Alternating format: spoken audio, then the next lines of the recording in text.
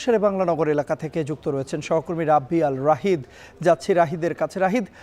নির্বাচনে রাজধানী ঢাকার সার্বিক নিরাপত্তা পরিস্থিতি কেমন দেখছেন, বিস্তারিত জানাবেন।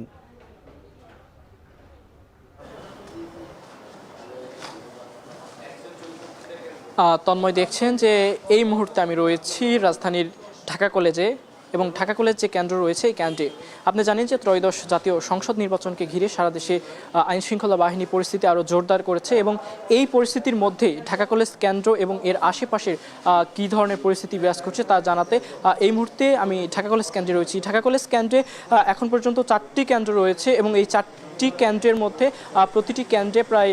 4টি করে বুথ রয়েছে এবং এই 4টি বুথে ভোট দিবে প্রায় 8,000 ভোটার এবং এই এলাকায় যেসব ভোটাররা ভোট দিবে তাদের মধ্যে রয়েছে নিউ মার্কেট, এলিফ্যান্ট রোড, কলাবাগান, কাঁঠালবাগান, এইসব এলাকার ভোটাররা এই ঢাকা কলেজ কেন্দ্রে আজকে ভোট দেবে এবং আপনি দেখছেন যে আমার পিছনে রয়েছে আনসার এবং ভিডিবির সদস্যরা এবং তারা নিরাপত্তা জোরদার এবং কেন্দ্রের আইন শৃঙ্খলা রক্ষায় তারা নিয়মিত কাজ করে যাচ্ছে এবং এখন পর্যন্ত আপনারা দেখছেন যে তারা রয়েছে এবং আইন শৃঙ্খলা বাহিনী, বিশেষ করে সেনাবাহিনী, র্যাব এবং পুলিশের সমন্বিত যে বাহিনী রয়েছে তারা বাইরে অপেক্ষা করছে এবং তারাও নিরাপত্তা নিশ্চিতের জন্য সর্বাত্মক চেষ্টা করছে। এবং আমি যদি আপনাকে বাহিরের দৃশ্যটা বলি তাহলে এখানে যে নাইমের গলি রয়েছে সেই গলির মোড়ে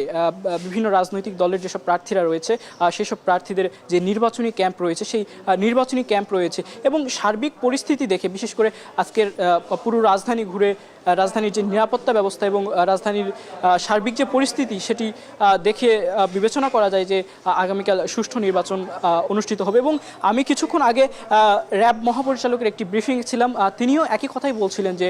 আসলে আগামীকাল যে নির্বাচন হবে সেই নির্বাচন উপলক্ষে আজকে পর্যন্ত যেহেতু আইন শৃঙ্খলা পরিস্থিতি সুষ্ঠু রয়েছে তো সেক্ষেত্রে আগামীকাল নির্বাচনও অবশ্যই সুষ্ঠুভাবে সম্পন্ন হবে। তবে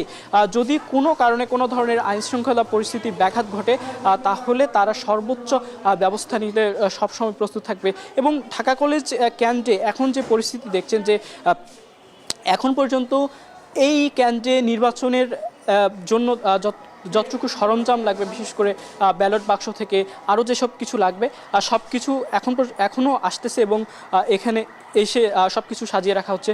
তন্ময়, এই ছিল ঢাকা কলেজ কেন্দ্র এবং পুরো রাজধানী জুড়ে আইন শৃঙ্খলা পরিস্থিতির সর্বশেষ। সহকর্মীদের